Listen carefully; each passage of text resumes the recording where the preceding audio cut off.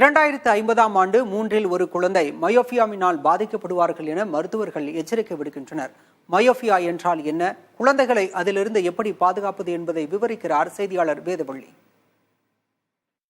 Myopia அப்படின்னா கிட்ட பார்வை, அதாவது குறிப்பிட்ட தூரத்துல இருக்கக்கூடிய பொருட்கள் நமக்கு நல்லா தெரியும். ஆனா தொலைவு அதிகரிக்க அதிகரிக்க அந்த பொருள் நமக்கு மங்கலாகவோ அல்லது தெரியாமையோ போகலாம். இந்த ஒரு நிலையை தான் மயோபியா அப்படின்னு குறிப்பிடுறாங்க. இந்த மயோபியா அப்படின்னு எப்படி வரையறுக்கிறாங்க மருத்துவர்கள் பார்த்தோம்னா, கண்கள்ல ஏற்படக்கூடிய குறைபாடு அப்படின்னு வரையறுக்கிறாங்க. இதுலயும் 2 வகைகள் இருக்கு. ஒன்னு சிம்பிள் மயோபியா, இன்னொன்னு பேத்தலாஜிக் மயோபியா அப்படின்னு மருத்துவர்கள் வரையறுக்கிறாங்க. இதுல மருத்துவர்கள் ஒரு தரவையும் வெளியிட்டு இருக்காங்க. என்ன அப்படின்னா, அர்பன் ஏரியால, அதாவது நகர்ப்புறத்துல இருக்கக்கூடிய 5 to 15 வயது உடைய இருக்கக்கூடிய மாணவர்கள் அல்லது குழந்தைகள்ல 1999ஆம் ஆண்டு வெறும் 4.44% பேர் மட்டும்தான் பாதிக்கப்பட்டிருந்தாங்க. ஆனா 2019ஆம் ஆண்டு இதுவே 21.15% அப்படின்னு அதிகரிச்சிருக்கு அப்படின்னு தரவுகள் சொல்லுது. இது இப்படி இருக்கக்கூடிய நிலைமைதான். ஆனா வரக்கூடிய நாட்கள் இது எப்படி மாறும்னு கணிச்சிருக்காங்கன்னா, 2030ஆம் ஆண்டு 31.89% இதே 2050ஆம் ஆண்டு 48.14, கிட்டத்தட்ட பாதிக்கு பாதி கிட்ட பார்வையினால் பாதிக்கப்படுவதற்கான வாய்ப்புகள் இருக்கு அப்படின்னு ஒரு அச்சமூட்டக்கூடிய தரவை மருத்துவர்கள் வெளியிட்டிருக்காங்க. இதன் காரணமாக உடனடியாக முன்னெச்சரிக்கை நடவடிக்கை எடுக்க வேண்டியது அவசியம் அப்படின்னு மருத்துவர்கள் வலியுறுத்துறாங்க.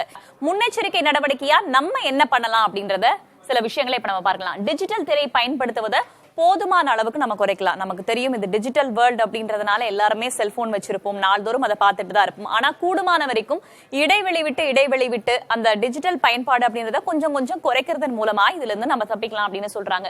திரைகளை பார்ப்பதில் இடைவேளை எடுத்தல். இந்த இடைவெளியை எப்படி எடுக்கலாம் அப்படின்னு பார்த்தோம்னா, 20:20:20 அப்படின்னு ஒரு ரூல் சொல்லுவாங்க. அதாவது 20 நிமிஷம் தொடர்ச்சியா நீங்க திரைய பாக்குறீங்க அப்படின்னா, பார்த்துக்கிட்டே இருக்கும்போது ஒரு இடைவெளி எடுத்து 20 அடி தூரத்துல இருக்கக்கூடிய ஒரு பொருளை 20 நொடிக்கு நீங்க பார்க்கணும்.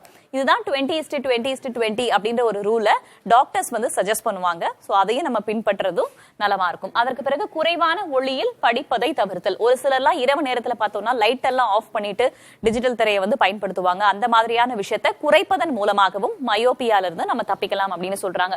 வருடாந்திர கண் பரிசோதனை, நமக்கு கண்ணு நல்லா தானே தெரியுது, ஒன்னும் பிரச்சனை இல்லையே அப்படின்னு இல்லாம வருஷத்துக்கு ஒரு தடவையாவது மருத்துவ பரிசோதனை செய்து கொள்வது நல்லது அப்படின்ற ஒரு தகவலும் தெரிவிக்கப்படுகிறது. இறுதியாக கண்களுக்கு ஓய்வு. நம்ம கண்கள் மட்டும் கிடையாது, உடல்ல எந்த ஒரு உறுப்பா இருந்தாலும் அதற்குன்னு ஒரு குறிப்பிட்ட நேரம் ஓய்வு கொடுத்தா மட்டும்தான் அடுத்தடுத்த நேரங்கள்ல அது சரிவர இயங்குவதற்கான வாய்ப்புகளாக அமையக்கூடும். குழந்தைகளிடையே அதிகரித்து வரும் கிட்ட பார்வை பாதிப்பின் அறிகுறிகள் என்னென்ன, இதனால் பார்வை பறிபோகுமா என்பன குறித்து மருத்துவர் சௌந்தரியுடன் செய்தியாளர் வேதவள்ளி நடத்திய கலந்துரையாடலை தற்போது பார்க்கலாம். இந்த மயோபியா ஒருத்தருக்கு ஏன் வருது, என்ன காரணம்? கண்களோட லென்த் இன்க்ரீஸ் ஆறதுதான் most common cause of myopia. Axial myopia அப்படின்னு சொல்லுவோம். அதை தவிர கருவிழியோட கர்வேச்சர் மாறுறப்போ, உள்ள இருக்கிற லென்ஸோட கர்வேச்சர் மாறுறப்போ, லென்ஸோட திக்னஸ் மாறுறப்போ, இதெல்லாம் மயோபியா வர்றதுக்கு வாய்ப்பு இருக்கு. சோ இது யாருக்கெல்லாம் வரும் அப்படின்னு பாத்தீங்கன்னா, பேரண்ட்ஸ்க்கு மயோபியா இருந்ததுன்னா குழந்தைங்களுக்கு வர்றதுக்கு பாசிபிலிட்டி ஜாஸ்தி. அது மட்டும் இல்லாம இது நம்ம நிறைய நியர் ஒர்க் பண்றோம், நிறைய மொபைல் போன் யூஸ் பண்றாங்க. இந்த மொபைல் போன் குழந்தைங்க நிறைய யூஸ் பண்றப்போ, கிட்ட பார்வை வச்சு அதை பார்த்துட்டே இருக்கிறப்போ அந்த மயோபியா இன்க்ரீஸ் ஆகிறதுக்கு சான்சஸ் இருக்கு. இந்த மயோபியா தனக்கு ஏற்பட்டிருக்கு அப்படின்னு ஒருத்தர் எப்படி தெரிஞ்சுக்கிறது? இதுக்கான அறிகுறிகள் அப்படின்னு ஏதாவது இருக்கா? அறிகுறிகள்னு பாத்தீங்கன்னா, அவங்களுக்கு கிட்ட பார்வை மட்டும்தான் நல்லா இருக்கும், எட்ட பார்வை கஷ்டமா இருக்கும். சோ ஒரு தூரத்துல ஒரு பஸ் வருது, இல்ல போர்டுல எழுதி போடுறத படிக்கிறதுக்கு எல்லாமே கொஞ்சம் கஷ்டம் இருக்கும். இது மட்டும் இல்லாம அவங்க பாத்தீங்கன்னா, சில குழந்தைங்க அடிக்கடி கண்ணை சிமிட்டுற மாதிரி இருக்கும். சில குழந்தைங்களுக்கு தலைவலி வரும். சில குழந்தைங்க ஒழுங்கா தெரியலன்னு பேரண்ட்ஸ் கிட்ட சொல்லுவாங்க. சில பேருக்கு பாத்தீங்கன்னா ஒன்னும் சொல்லாம, ஆனா ஸ்கூல் கிரேட்ஸ்ல முதல்ல நல்ல மார்க் வாங்கிட்டு இருந்தவங்க இப்ப கம்மியா மார்க் வாங்க ஆரம்பிச்சிருப்பாங்க. ஏன்னா அவங்களுக்கு ஒழுங்கா தெரியல. என்னென்ன சிகிச்சை முறையெல்லாம் இருக்கு மேம்? மயோபியால பாதிக்கப்பட்டுட்டாங்க அப்படின்னா என்னென்ன மாதிரியான சிகிச்சைகளை ஒரு மருத்துவரா நீங்க பரிந்துரைக்கிறீங்க? கண்ணாடி ஒண்ணுதான் இதுக்கு ஆப்ஷனா அப்படின்னு கேட்டீங்கன்னா இல்ல. சோ முதல்ல கண்ணாடி கொடுக்கலாம். இப்ப இந்த கண்ணாடியிலேயே மயோபியா கண்ட்ரோல் கிளாஸஸ் இருக்கு. சோ இந்த கிளாஸஸ் ஒரு டிஃப்ரெண்ட் டிசைன்ல பண்ணிருக்காங்க. சோ தட் அந்த கண்களோட வளர்ச்சியை ஒரு குறைக்கும்.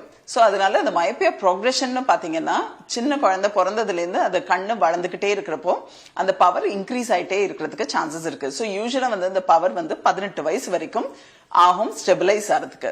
சோ அந்த 18 வயசு வரைக்கும் பவர் இன்க்ரீஸ் ஆயிட்டே இருக்க கூடாதுன்றதுக்காக இந்த myopia control classes can be use. அது தவிர ஆர்த்தோ கெரட்டாலஜின்னு ஒண்ணு இருக்கு. இது வந்து என்னன்னா நைட்டு கான்டாக்ட் லென்சஸ் போட்டுட்டு தூங்கிட்டு காலையில அந்த கான்டாக்ட் லென்சஸ் எடுத்துட்டா கருவிழியோட ஷேப் வந்து கொஞ்சம் சேஞ்ச் ஆகும். சரி, இறுதியாக ஒரு கேள்வி. மயோபியானால பாதிக்கப்பட்டா கண் பார்வை பறி போகுமா? அதுக்கெல்லாம் வாய்ப்பு இருக்கா? மயோபியால வந்து பார்வை பறி போகுமா அப்படின்னு கேட்டீங்கன்னா பறி போக போறது இல்ல. பட் ஆனா வந்து குழந்தைங்களுக்கு அதை ஐடென்டிஃபை பண்ணி கரெக்டா கிளாஸஸ் கொடுக்கணும். சோ 10 வயசுக்குள்ள அவங்களுக்கு நல்ல பார்வை இருந்தாதான் வந்து அவங்களுக்கு பார்வை குறைபாடு இல்லாம இருக்கும். சோ ஒழுங்கா நம்ம வந்து பவர் செக் பண்ணாம கண்ணாடி கொடுக்காம இருந்தோம்னா குழந்தைங்களுக்கு ஆம்பிலோபியா ஆர் லேசி ஐ அப்படின்னு சொல்ற ப்ராப்ளம் வரலாம். சோ இந்த லேசி ஐ வந்ததுன்னா அவங்களுக்கு நம்ம பின்னாடி ஒரு 15 வயசுக்கு அப்புறமோ 16 வயசுக்கு அப்புறமோ நம்ம கண்ணாடி கொடுக்கறதுனால பார்வை ஃபுல்லா முன்னேற்றம் வருமா அப்படின்னா கண்டிப்பா இம்ப்ரூவ்மெண்ட் இருக்காது. சோ சின்ன வயசுலயே அவங்களுக்கு ஏதாவது குறைபாடு இருந்ததுன்னா அதை கண்டுபிடிச்சு உடனே கண்களுக்கு கரெக்டான பவர் கொடுத்தான்னா பார்வை குறைபாடு ஏற்படாம நம்ம தடுக்க முடியும். நன்றி மேடம் உங்க தகவலுக்கு.